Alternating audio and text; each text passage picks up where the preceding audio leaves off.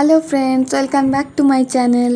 তো বহু বছর পুরনো এই সিংহাসনটা বার করে এনেছি। মাকে অনেক বুঝিয়েছি, তারপরে গিয়ে মা রাজি হয়েছে এটা দিতে আমাকে। অনেক দিন ধরেই সিংহাসনটাকে আমি এভাবেই দেখে যাচ্ছি, তাই ভাবলাম একটু একে নতুনভাবে সাজানো যাক।